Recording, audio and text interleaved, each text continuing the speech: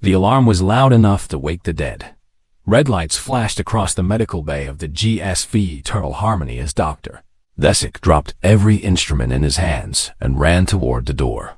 His forelegs moved fast across the smooth floor.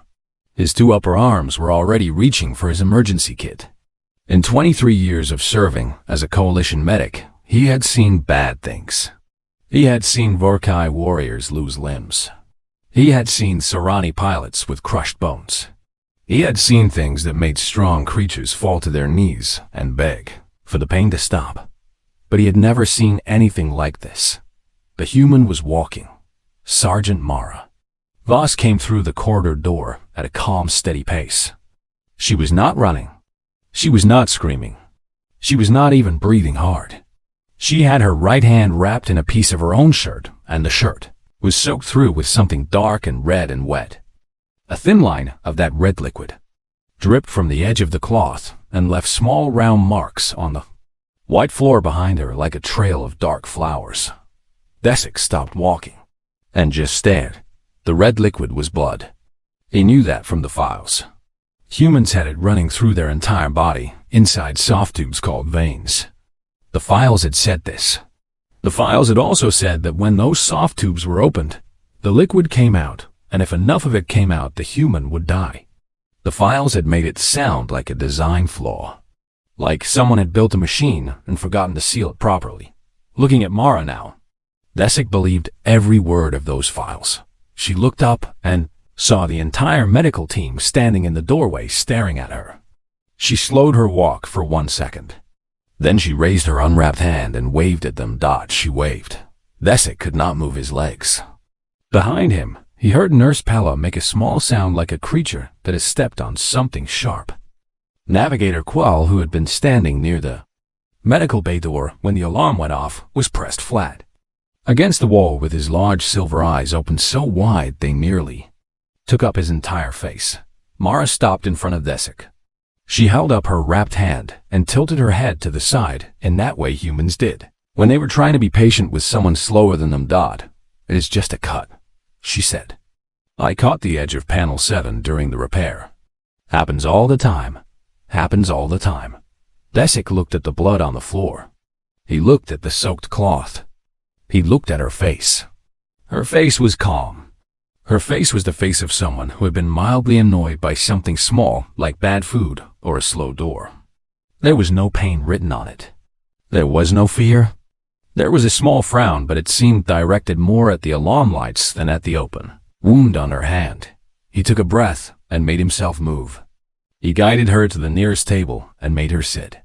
He unwrapped the cloth slowly, and the wound opened to the air, and Thesic had to look away for 1 moment to steady himself. It was not the largest wound he had ever seen. In pure size, it was not even close to some of the injuries he had treated. But it was open. The skin had simply parted, and underneath was wet red tissue, and the blood was moving still, coming up slowly from somewhere inside her like a small dark spring.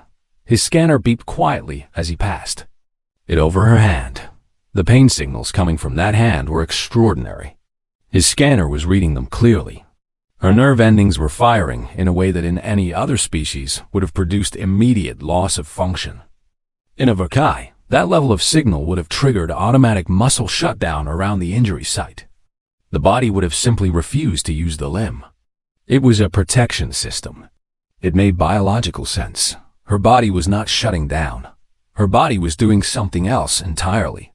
The scanner showed a cascade of internal responses happening all at once. Tiny chemical signals were rushing to the wound site. Thin, sticky threads were beginning to form across the opening. Her heart rate was slightly elevated, but her breathing was even and steady, and her brain activity showed no distress spike at all. She was reading something on her small personal screen while he scanned her. Dr. Thesic, he said quietly. His voice came out smaller than he intended. What is your body doing right now? Mara looked up from her screen. She looked at the scanner. Then she looked at her hand like she was seeing it for the first time and remembering it was there. Clotting, she said simply. The blood gets thick and forms a scab. Seals it up from the inside. Give it a few days and the skin grows back together. She paused. You might want to clean it, and put something over it so it does not get dirty. That is the main thing to worry about, really. The main thing to worry about. Besic set his scanner down very carefully so he would not throw it across the room. He looked at Navigator. Quell looked back at him with those huge silver eyes, and Quell shook his head slowly from side to side as if to say, I do not understand this either, and I am not sure I want to. Commander Heil arrived 12 minutes later. He was a large Vorkay with gray plating across his shoulders, and he moved with the weight of someone who had commanded ships for 40 years. He came through the door and stopped. He looked at Mara sitting on the table with a clean white bandage now wrapped around her hand. He looked at the small dark stains on the floor that had not yet been cleaned.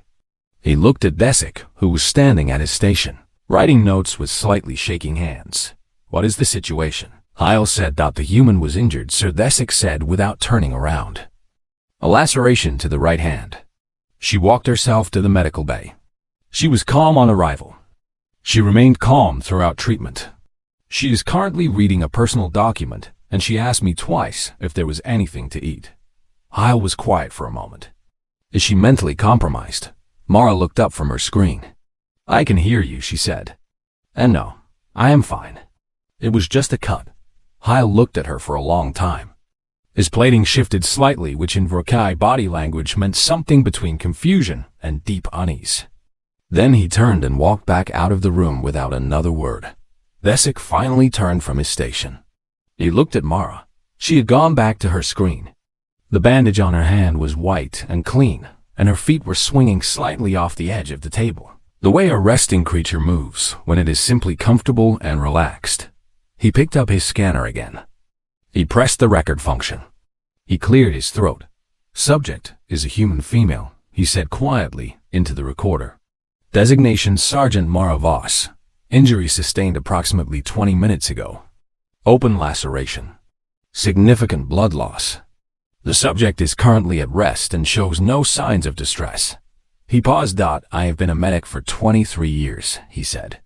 I have never filed a report where I could not explain what I was observing. I am filing one now. This organism was hemorrhaging. There was blood on the floor. And it was smiling. He clicked off the recorder. Across the room, Mara looked up once more. She caught his eye. She gave him a small, easy smile, the same smile she had been wearing since she walked through the door. Besic looked back at his notes and decided he was going to need much more data on humans. Much more. Besic did not sleep that night. He sat at his research station in the medical bay with every human biology file the Coalition had ever recorded spread open across his screens. There were not many. Humans had only been in the Coalition for 11 years. Most of the files were surface-level observations. Basic anatomy, dietary needs, atmospheric requirements. Whoever had written them had done so like someone writing notes about a new kind of plant they had found in a field. Interesting. Possibly useful. Not dangerous. Besic was beginning to think. Whoever wrote those files had been standing too far away to see clearly. He pulled up the scan data from Mara's hand and laid it alongside standard Vorkay injury response models. The comparison made him feel something he could not name. It was not quite fear. It was the feeling of standing at the edge of something very deep and looking down and realizing the bottom was much further away than you thought. Vorkay responded to injury by shutting down. Not completely. But the signals that fired when tissue was opened or bone was broken were signals that forced the body to protect itself. Movement around the injury stopped. The creature stopped. It rested. It healed. This was not weakness. This was design. Every species in the Coalition worked this way to some degree. Pain was a stop signal. It was the body's way of saying no further. Mara's body did not say no further. Mara's body apparently said, keep going, and also here are some chemicals to help you do that. Besic leaned closer to his screen. The scan had picked up a surge of something in her blood during the injury. Adrenaline. He found the word in the human file. A chemical that floods the human body under stress or pain or danger. It speeds the heart. It sharpens the mind. It reduces the feeling of pain in the short term. He read that last part 3 times. Reduces the feeling of pain. Not removes, reduces, which meant the pain was still there. The pain signals were still firing. The human body simply turned the volume down and kept moving. He sat back in his chair. He thought about that for a long time. Then he pulled up the deeper files. The historical medical documents. These were harder to find. They had been compiled by a Serrani researcher who had spent 2 years studying early human civilization from a distance, and they were buried in an old coalition archive that most people never looked at. Desic found them at 3 in the morning and started reading and did not stop.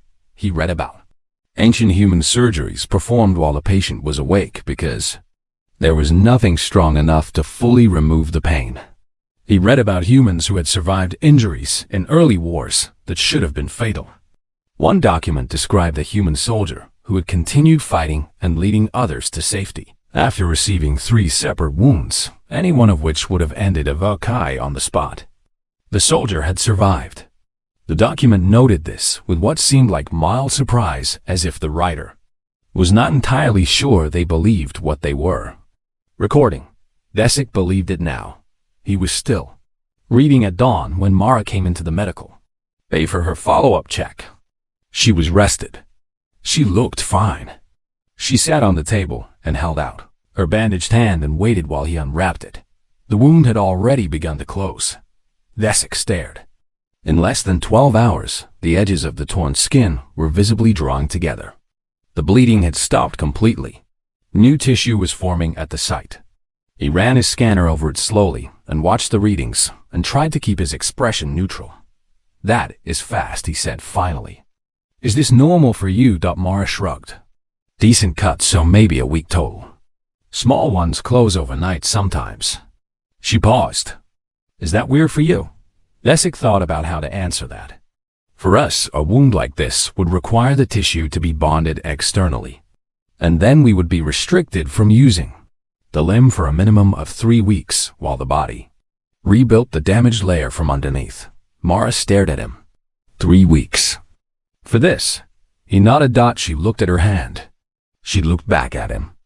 Her expression was the expression of someone who has just learned that other people live very differently and is not sure how to feel about it. While he was rechecking her bandage, Desic decided to ask the question that had been sitting in his mind all night.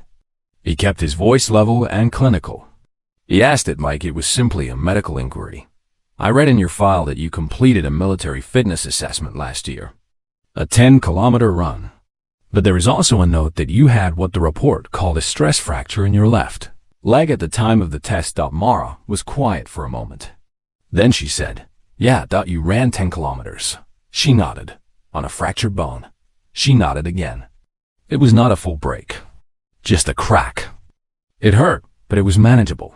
We had the assessment, and I was not going to miss it. It hurt, but it was manageable." Desic set his scanner down. Behind him, Nurse Pella had gone very still. Young Ensign Darrow, who had come in to drop off a report and had unfortunately heard the last 30 seconds of this conversation, was standing near the door, holding his papers and looking at Mara.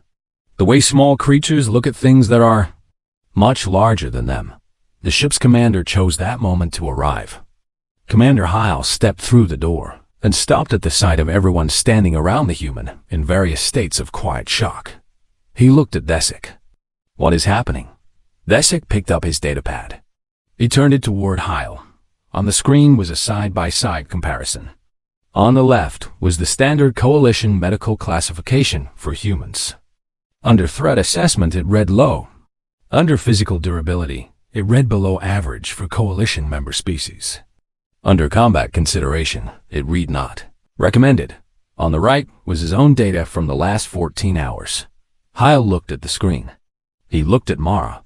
She was rereading something on her personal screen again and eating a small, dry ration bar and seemed completely unconcerned with any of them. Heil said nothing for a long time. Then he said quietly to Desic, "When was this classification written?" 9 years ago, Desic said. By a researcher who spent approximately 4 days observing a human agricultural settlement. Another long silence. 4 days, Heil said. 4 days, sir. I looked at Mara one more time. She looked up. She smiled pleasantly. She offered him a piece of her ration bar. He declined. He left. Vesic turned back to his station. He opened a direct message to the Coalition Science Division. He stared at the blank message for a moment, and then began typing. He wrote that the current biological classification of Homo sapiens was based on incomplete observation. He wrote that human pain response biology was fundamentally unlike anything previously documented in Coalition medical records. He wrote that the species had a documented history of functioning through injuries that would neutralize any other known member species. He wrote that their bodies healed at rates that were not reflected anywhere in their official files. Then he stopped typing. He sat. He thought. He thought about the soldier in the old document who had kept going on 3 wounds. He thought about Mara walking calmly down the corridor with blood on the floor behind her. He thought about a fractured leg and a 10-kilometer run and the word manageable. He thought about what kind of world must have made a creature like this. What kind of world was so dangerous for so long that a species learned to look at pain and simply decide? It was not enough reason to stop. He finished his message. At the end, he added one final line. He wrote it and then read it back and decided it was the most honest thing he had ever put in an official document. He wrote, "We have been fundamentally wrong about the humans. I do not yet know in how many ways. I intend to find out." He sent the message. Across the room, Mara finished her ration bar and crumpled the wrapper neatly and looked over at him. "Am I cleared for duty?" she asked. Vesic looked at his scanner. He looked at her hand. He looked at his notes. He looked at the message he had just sent. "Yes," he said. "Technically, yes." "Great," she said. She hopped off the table. She walked to the door. She paused with her hand on the frame and looked back at him. "Thanks, Doc," she said. "You worry too much." She left. Vesic stared at the empty doorway for a long moment. Then he picked up his recorder. He clicked it on Day 2 of human observation. He said quietly, "I am starting to think the humans are not the ones who should be worried." He clicked it off and got back to work. The planet was called Survey Point 9, and it was not supposed to be dangerous. The geological reports had rated it as stable. Low seismic activity. No hostile fauna in the survey zone. Clean atmosphere. The kind of planet you sent a small team to for a few hours to collect rock samples and atmospheric data and come back for lunch. Mara had done 100 missions like it. Quell had done more. Even young Ensign Darrow, who had only been on 3 planet surveys before this one, had seemed relaxed. As they walked down the landing ramp into the pale orange morning light, the ground opened up. 40 minutes into the survey. There was no warning sound. No tremor that built slowly and gave them time to run. The rock beneath their feet simply gave way in one sharp sudden movement, like the planet had decided it was done holding itself together. Mara threw herself sideways and grabbed Darrow by the collar and pulled him hard away from the edge of the opening, but Quell was standing in the wrong place and the ground took him down. He did not fall far. Maybe 4 meters into a dark rocky pocket below the surface. But 4 meters on a hard floor is enough. Mara and Darrow dropped down after him through the crack, using the emergency ropes from the survey pack. The crack above them shifted slightly as they descended, and then the weight of the unstable rock above found a new angle and a section of the ceiling came down, and the world became very loud and very dark for about 3 seconds. Then it was quiet. Darrow was pressed against a smooth rock wall, breathing fast but unhurt. The ceiling section had missed him by less than an arm's length. He stood up slowly in the dusty air and activated his suit light and pointed it around the space. Quell was on the ground. He was conscious but not moving and making a low sound that in Serani language meant a level of pain that goes beyond words. Darrow pointed his light at Quell's left leg and then looked away quickly. The bone had broken on impact. A clean break, but a full one, and the leg was at an angle. Legs are not designed to sit at. Mara was standing. That was the first thing Darrow noticed. She was standing. She was slightly bent at the waist, with one hand pressed against the wall, and she was breathing in a controlled, deliberate way, like someone counting inside their head, but she was standing. Her right forearm had a tear in the suit fabric, and through the tear, Darrow could see a long dark cut that was bleeding freely down to her wrist. Her left shoulder was sitting differently than it should, lower, pushed forward slightly. Darrow had studied basic field medicine. He knew what a dislocated shoulder looked like. He also knew what a person looked like when they were about to pass out from pain. He had seen it in training. The gray color in the face, the unfocused eyes, the way the body started to buckle at the knees. Mara did not look like that. Mara looked up at him. Her face was tight. Her jaw was set. There was a thin line of sweat at her temple. But her eyes were clear and direct, and when she spoke, her voice was completely steady. How is Quell? She said. Darrow opened his mouth, closed it, opened it again. The sergeant had a dislocated shoulder and a bleeding arm, and she was asking about Quell. His leg is broken, Darrow said. He is conscious. Mara nodded once. She stood fully upright. She moved to the wall on her left side and braced herself against it. Darrow watched as she reached across her body with her right hand and gripped her left wrist.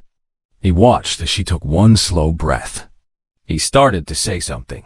He was not sure what he was going to say. Maybe wait, or maybe stop, or maybe you do not have to do that right now. She did not wait. What happened next was something Darrow knew he would see in his sleep for a long time afterward. Mara set her shoulder herself with one sharp, controlled movement against the wall. The sound it made was a sound Darrow never wanted to hear again. She made one short, hard sound through her teeth. One. Then she straightened up and rolled the shoulder once and flexed the arm and nodded as if confirming to herself that it had worked. Darrow could not speak. She moved past him to Quell. She knelt down carefully beside the injured Serrani and put one hand on his upper arm and spoke to him in a calm, low voice. She told him his leg was broken and that they were going to get him out. She told him not to try to move. She told him help was coming. Her voice did not shake once. On the ship above them, Thesic was watching the biofeed from their suit monitors. He had been watching since the seismic event. He had watched Mara's readings spike to levels that made his medical mind want to scream. He was watching her pain indicators now as she moved around the collapsed space. They were very high. They had been very high for nearly 20 minutes. And yet the movement data from her suit showed her lifting debris with both arms, walking, kneeling, standing again. He had his emergency team ready. He had the rescue shuttle prepped. He was talking to Mara through the comm, giving her information about the structural readings above them, telling her where the stable sections were. And Mara was talking back. Clear words. Good words. She was guiding them better than he could have guided her. Over the next 40 minutes, Mara moved debris by hand. The larger pieces she could not move alone, so she found angles where she could brace them and shift their weight bit by bit. She checked on Quell every few minutes. She kept Darrow working beside her because she said, moving is better than standing still when you are scared. And she was right, because he found that when his hands were busy, his mind was less full of the dark and the weight of rock above them. Twice the ceiling shifted. Twice Mara pulled one of them back by the collar before the shift could do damage. She seemed to sense it a half-second before it happened.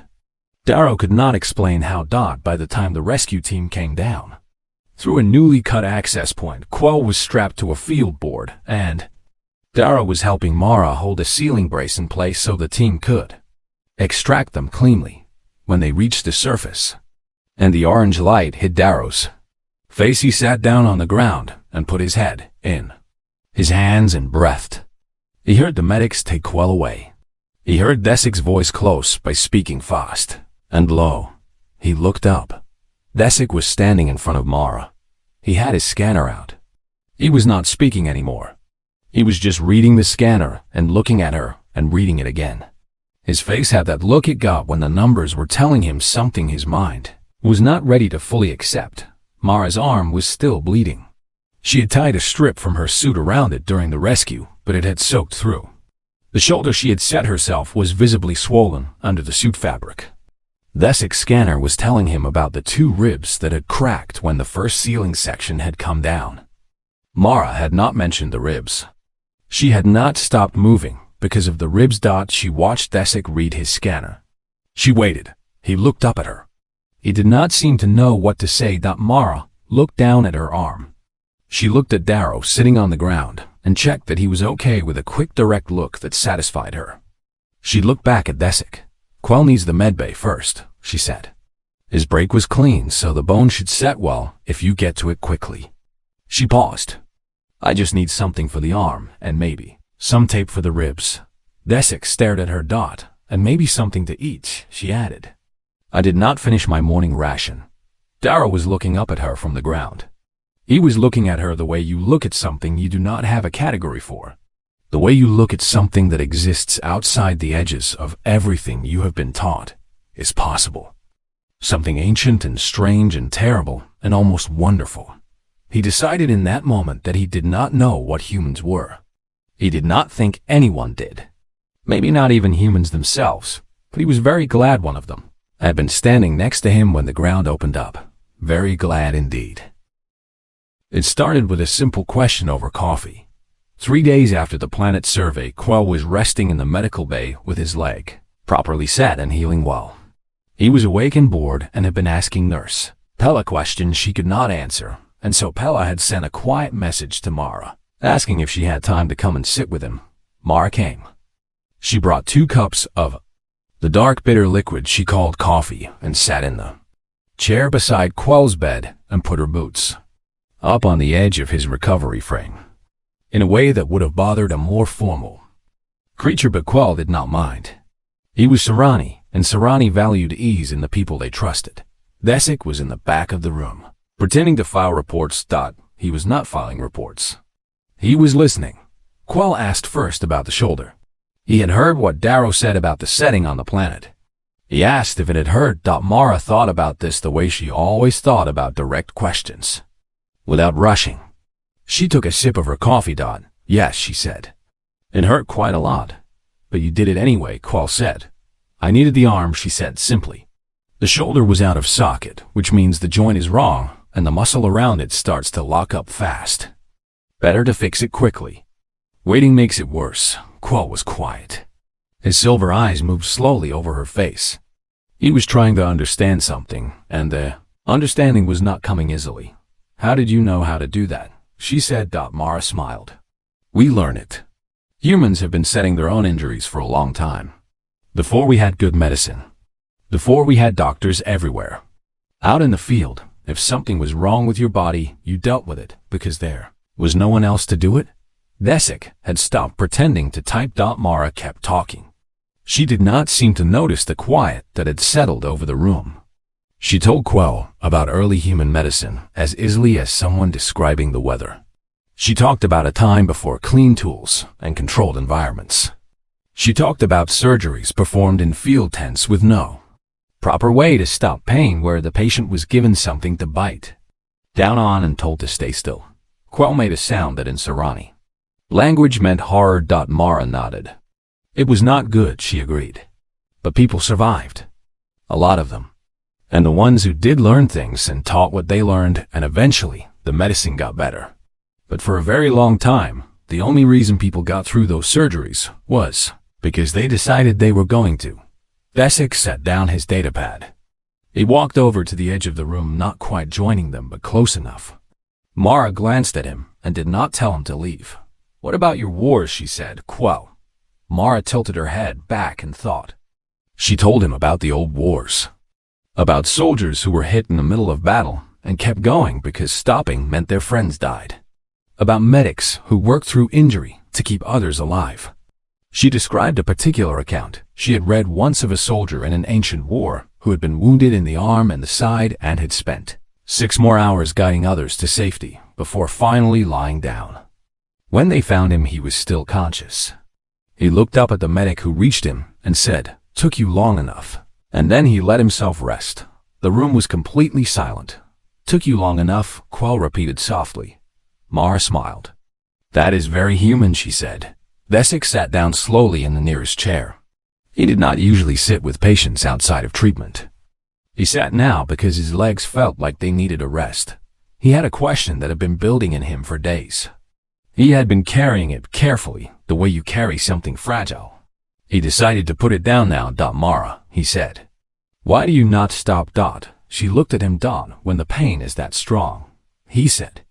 When the body is telling you that loudly that something is wrong. Every other species we know has developed systems that force rest, force stillness, force protection of the damage. We stop because our bodies make us stop. Why is yours not? Mara was quiet for a moment. A real quiet. The kind that meant she was thinking about something she had not put into words before. I think, she said slowly. I think it is because for a very long time, stopping meant dying. She looked at her coffee cup. Where we come from, the world was not safe. Not for most of our history. The things that hunted us were faster than us, stronger than us, better equipped. We did not have armor built into our bodies. We did not have natural weapons that could do real damage. What we had was the ability to keep going when everything was telling us to stop. The ones who stopped when it hurt did not make it. Their line ended. The ones who said it hurts, but I'm not done yet, they made it. And they had children. And those children had the same thing in them. And it went on like that for so long that now it is just part of us. She paused. We do not think about it. It is just what we are. Desik looked at her for a long time. You evolve persistence, he said. Mara shrugged. Something like that. Into your actual biology, Quell said quietly. Not just your culture. Your body does it. Your chemistry does it. Mara looked at him. She seemed to understand that something had shifted in the room. That the question had been bigger than it sounded. She looked at both of them and then looked down at the old scar on her right hand from a cut years before. Quell's eyes and Desik's. I never thought it was special, she said. Every human I grew up with was the same. You get hurt, you keep going. You deal with it after. That is just life. She said it with no pride. No performance. Like someone describing the color of the sky. That was the part that hit Desik hardest. Not the facts. Not the history. The complete ordinary calm of it. Later that evening, he filed his report to the Coalition Science Division. He filed it as an urgent reclassification request. He included everything. The shoulder. The ribs. The planet survey. The historical records. The biology. He built the picture piece by piece, as completely as he could. At the end, the Admiral's response came. It was brief. It asked one question. How do you recommend we reclassify them? Desik looked at the question for a long time. He thought about every word he could use. Resilient, durable, dangerous, warrior class, threat level revised. He thought about Mara in the collapsed cave talking to Quell in a calm, low voice telling him help was coming. He thought about a human biting down and staying still on a table, somewhere in ancient history, because they had decided they were going to survive today. He thought about the soldier who said took you long enough and then finally allowed himself to rest. He typed his answer. Persistent, he wrote. I would classify them as simply persistent. And I mean, that is the highest thing I have ever said. About any living creature. He sent it. He sat in the quiet of the medical bay for a while after. Outside the window, the stars moved slowly past as the eternal harmony traveled on through the dark. Somewhere in the ship, Mara was probably sleeping or reading or eating something. Living in the easy, uncomplicated way she lived. Not knowing, and probably not caring that Vokai Meg had just sent a message that would quietly change how the entire coalition looked at her. Species. She would not have thought it was a big deal. That was the most human thing about her. The distress signal came from Outpost Ven 4 at 0300 ship time.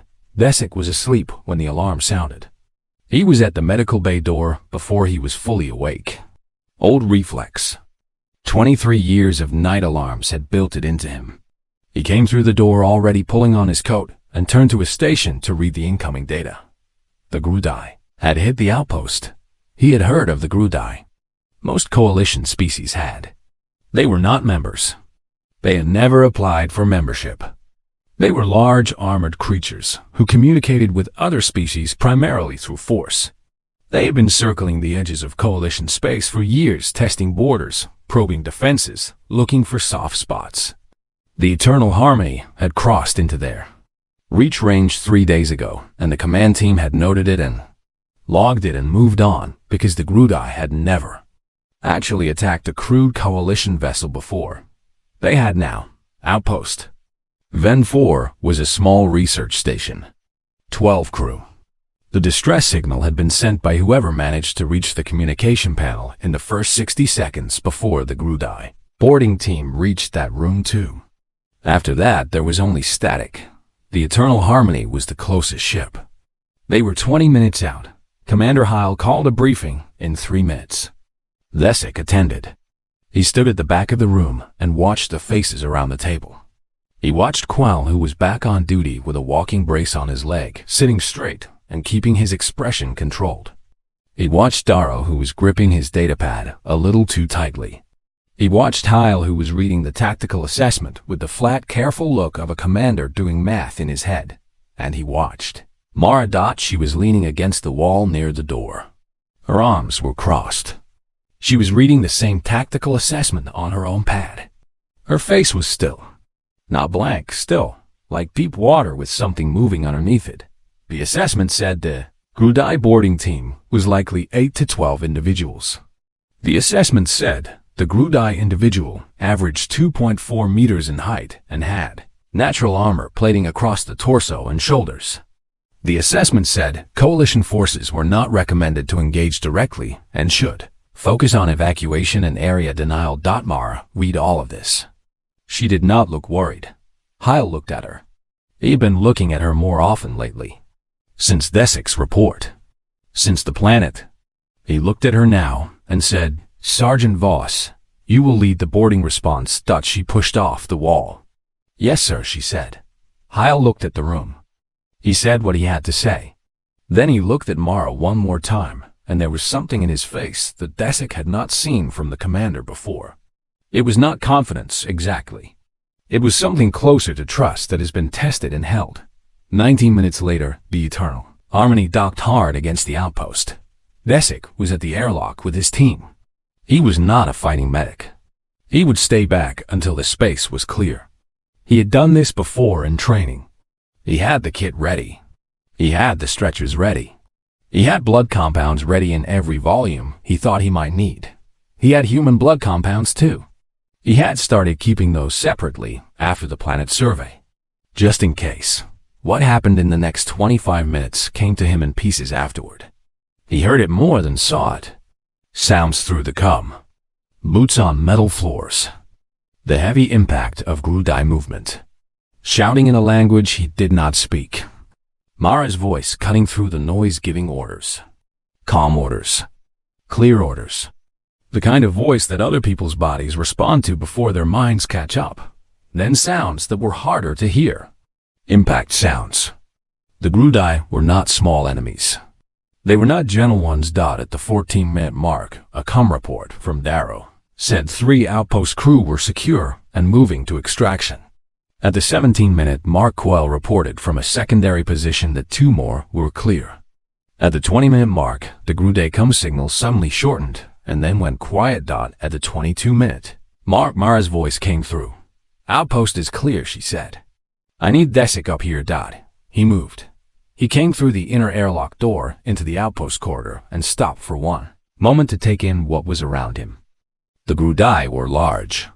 Seeing their size in person after only reading about them was different. The ones in the corridor were not moving. Mara's team had been thorough. He kept moving. He followed her voice to the main hub room. She was standing near the central console. Her team was with her.